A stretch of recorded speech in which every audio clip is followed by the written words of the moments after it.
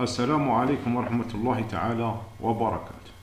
إذن سنحاول في هذا الفيديو كيفية إدماج وسائل للتقييم. سوف نرى 3 وسائل فقط، وهي الفورم المنتدى، ديفوار الفرض، التيست الكويز. نذهب إلى الدرس، مثلا نذهب إلى درسنا الحالي، ثم activer le mode d'édition، ثم بعد ذلك نذهب إلى هذا الرابط ajouter une activité ou une ressource، ثم بعد ذلك نضغط على devoir، ثم ajouter.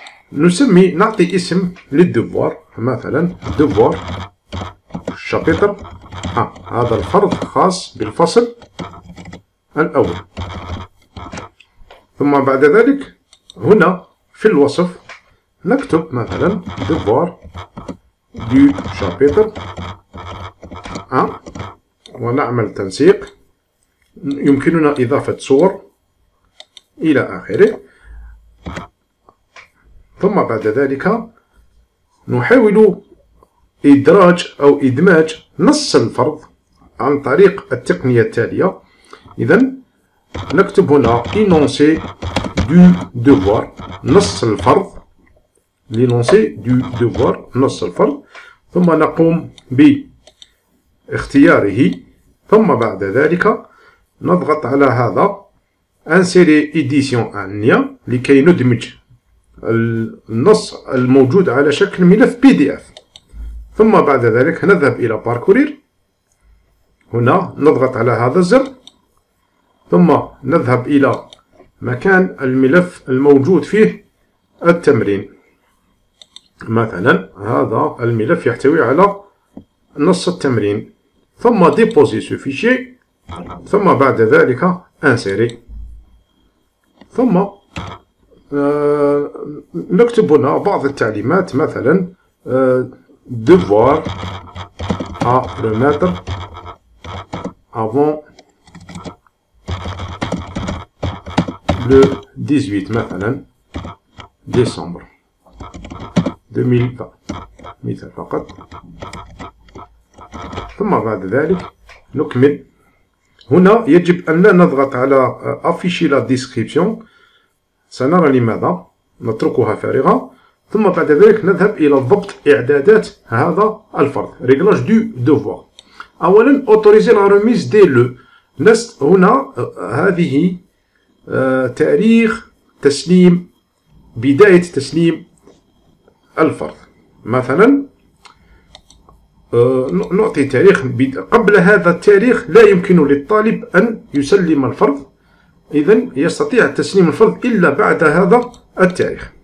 date de remise، تاريخ التسليم، إذن نعطي تاريخ آخر أجل. هنا مثلا بين 13 ديسمبر و 20 ديسمبر توجد 7 أيام أو أسبوع، أو كما قلنا هنا، ما دام هنا قلنا له devoir à remettre avant le 18، إذن نحاول ضبط التاريخ هنا 18 من ديسمبر.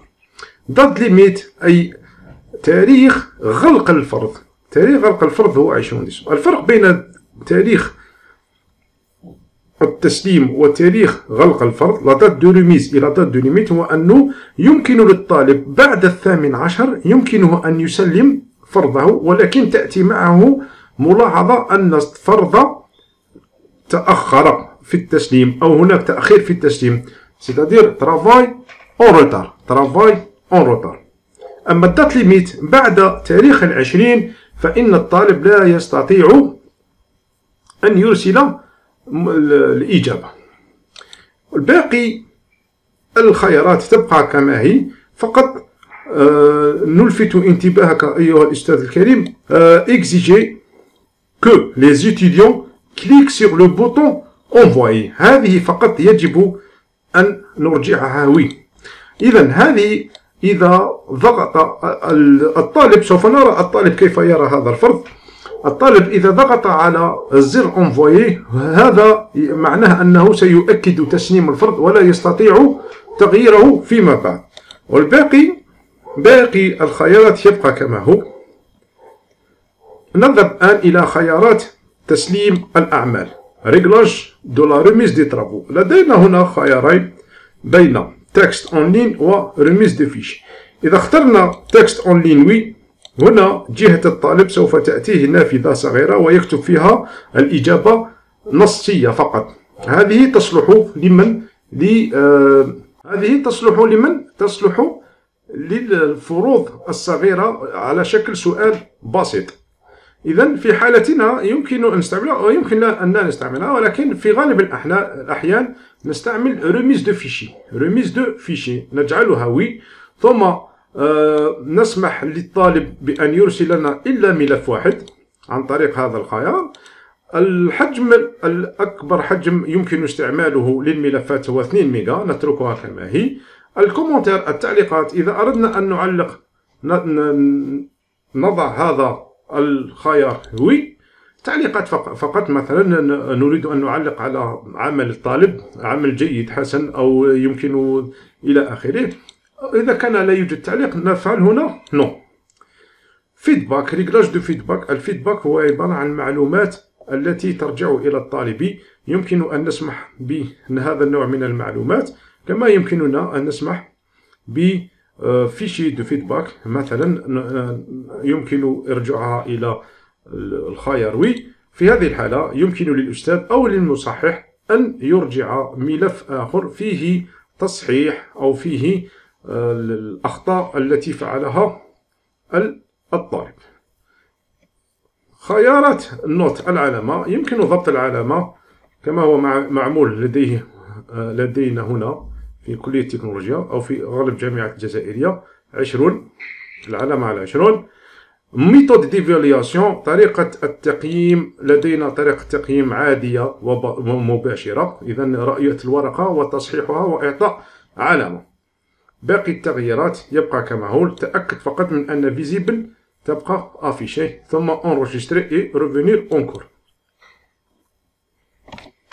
إذا بعد نهاية دمج هذا الفرد نذهب إلى جهة الطالب ونرى كيف يرى هذا الفرد. إذا هذا حساب الطالب، يذهب إلى درسنا، يذهب إلى ميكور ثم إلى هنا انظر عزيزي الأستاذ، هناك ملاحظة تأتي أوتوماتيكيا من قبل المنصة تقول له vous avez des devoirs qui requièrent votre attention. تقول للطالب أنه لديك فرض يجب أن تنتبه إليه. نضغط على هذا الدرس، ثم الطالب يذهب مباشرة إلى devoir du chapitre هنا، ثم يقرأ devoir du chapitre 1 l'énoncé du travail. يضغط على l'énoncé du travail، ثم يفتح ملف PDF أو الصورة، يقرأ نص المسألة، ثم يرجع وهنا الموديل يعرض حالة هذا الفرد. إذا ستاتيو دو ترافو ريان نا إيتي ديبوزي، إذا لم يتم الإجابة عليه.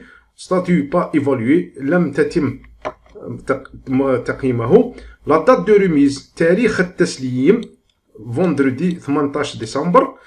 طون ريستون، باقي أي هذا الطالب باقي له 4 أيام و23 ساعة.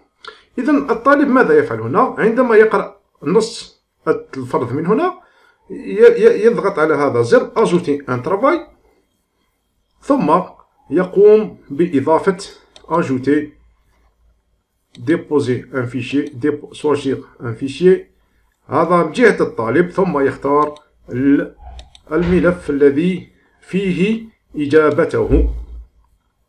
إذا بعد الإضافة يعمل الطالب، يضغط على الزر enregistrer، ثم بعد ذلك له إذا ضغط الطالب على envoyer le devoir فلا يستطيع أن يغير في إجابته ما دام التاريخ لم يصل بعد إلى 18 من ديسمبر. يمكن للطالب أن يقوم بموديفي مون ديفوار.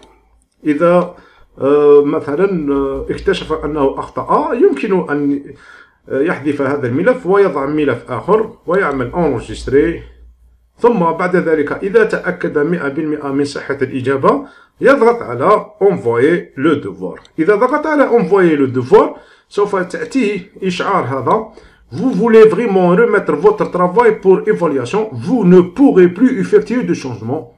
إذا لا تستطيع عزيزي الطالب أن تغير مرة أخرى في إجابتك. إذا عملت كونتينيي فالطالب أرسل إجابته إلى الأستاذ. نرجع إلى حساب الأستاذ لنرى كيف يرى إجابة الطالب. إذا الأستاذ في درسه يذهب إلى الفرد devoir chapitre أو tuteur، ثم يضغط على consulter. قبل هنا هذا ملخص رمي. هناك فرض مرسل nécessite une évaluation، يحتاج إلى تقييم.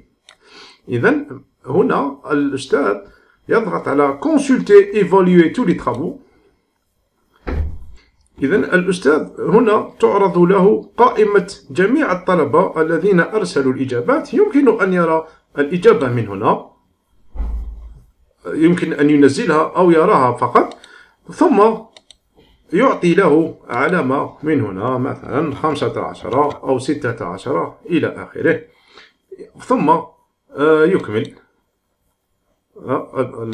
العلامة لم نكتبها جيدا. إذا مثلا 15 و enregistrer toutes les évaluations، سجل جميع التقييمات. هنا فقط مثال، فقط طالب فقط.